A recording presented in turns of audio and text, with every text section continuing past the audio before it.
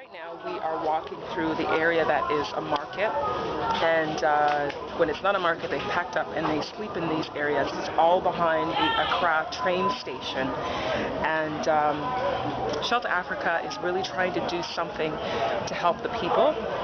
Today they're doing a Christmas dinner to help raise money and to let everybody know about exactly what's going on and what they're doing, and it's really interesting to see. It's called counter. This is where the guys normally sleep, and they do trade as well. So in the daytime, they will take all their goods, and then they will sell stuff. And then in the evening, they will pack their luggage and then make beds and sleep. That's pretty much. Next on our program is strength that you think, oh, what are we doing here? What is this place? It smells, so many people here. What is this place?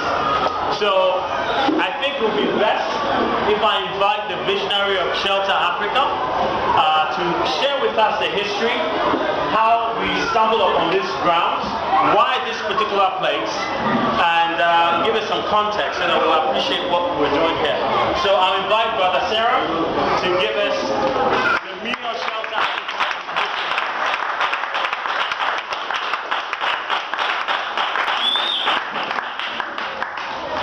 I'd like to start by saying thank you all very, very much for being here.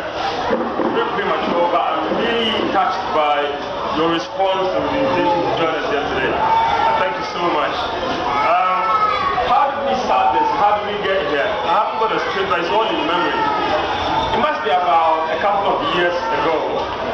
I love the beach side. Ever since I came to Accra, I hung around the beach side a lot. So one summer holidays, I had the fortune of having my wife over here, and typically as a group, I took her to the beach side, just to chill, I should say, yeah. And we spent about several hours there, so it meant that going back home was late.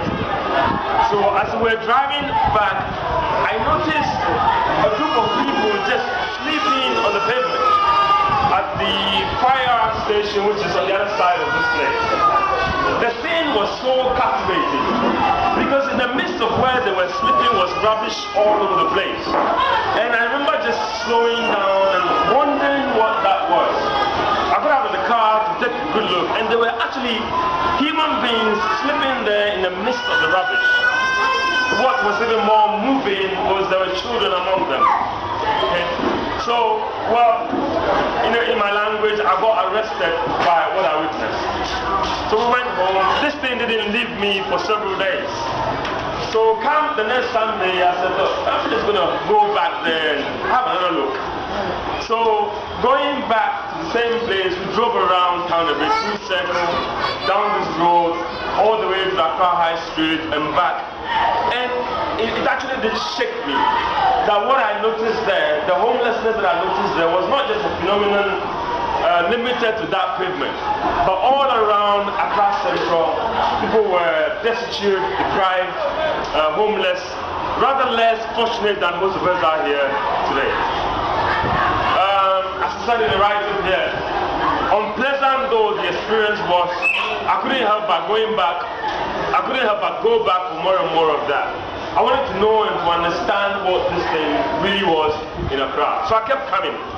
And then the thought occurred to me, well, you can't just come and observe these things and philosophize it in your head and feel pity for them in your head and just say, the government is not doing anything about this, how terrible this thing is. And by the way, why have all these people left the villages and they are here on the pavement of Accra? Can't they have found a job? So I said, you can't think like that. You have to do something about it. And I couldn't really figure out what to do about it.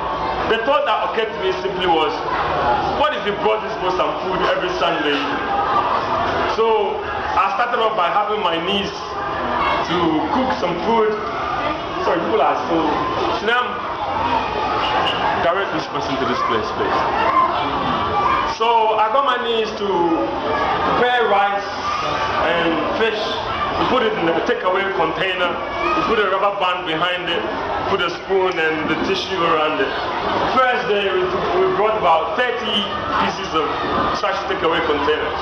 I was with Edith at the time, so what we did was we driving around Accra, and if we saw somebody sleeping rough, we just dropped a pack over there quietly and moved on.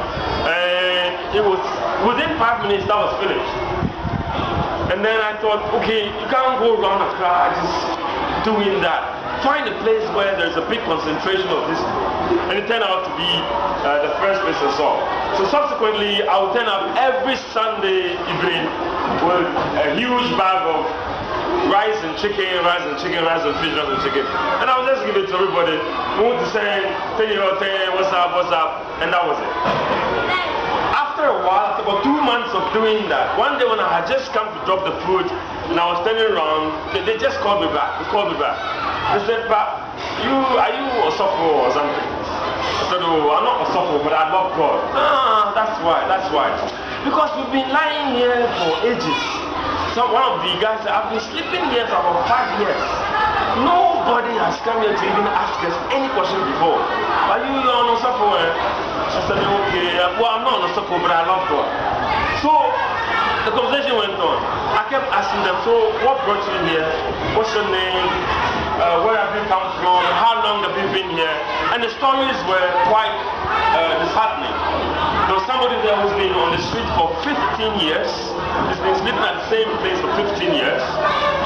People who have lost total connection with their families. Their families don't know where they live, where they are, what's happening to them. I found an old man who would be like 75 years old there with serious ailments. You find somebody who is so stoned, so hard rock drugged, couldn't even open their eyes, and all sorts of people over there.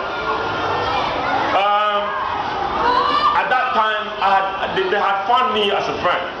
So subsequently, when I would go there, they would all come together, and I would share the word of God with them. I would listen to their problems, and I would give them hope. And I remember the phrase that I planted in their hearts. I said to them,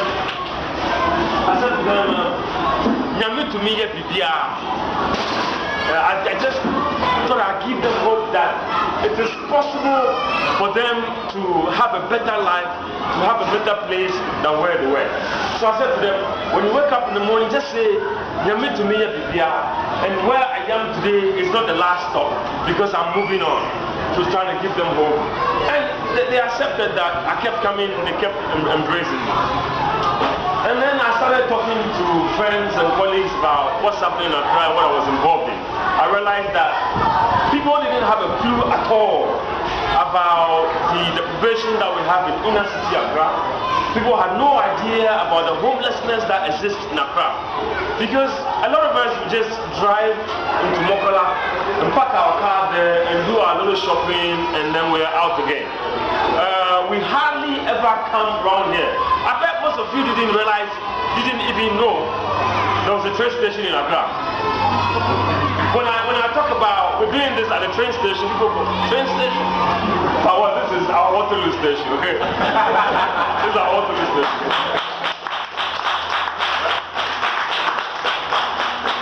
So I realized people didn't know what was going on. But one person I spoke to just lighted up like that. Brother Sammy Simolamano, I think we should give him a round of applause.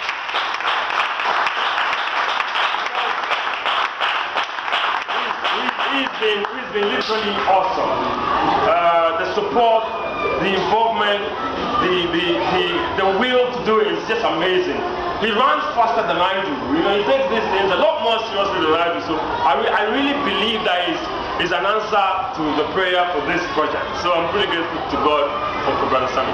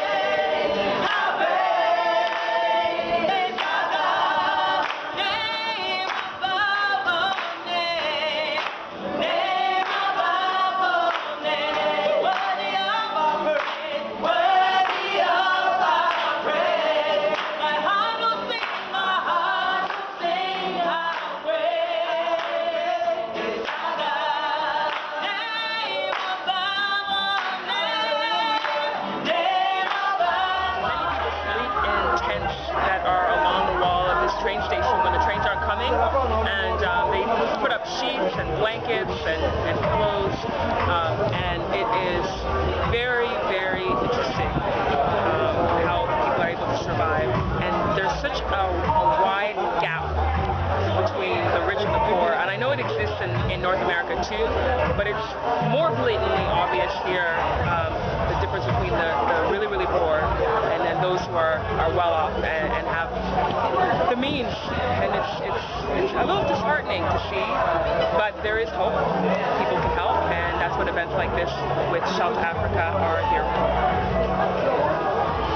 And why I knew that this was a calling for us is this. While we were on the street, somebody approached us and he said, well, he used to lie there like those guys, but there's something I don't know about these guys, and he wants to tell me, what is it? He said, all of these guys are drug addicts, they are junkies, they are this and that. And it amazed me that after about several months interacting with this, but it didn't click that they were there partly because of drug addiction and so on. And I said, how did you know? Well, I was once there, but now I'm home because I went to Chosen Rehab Center.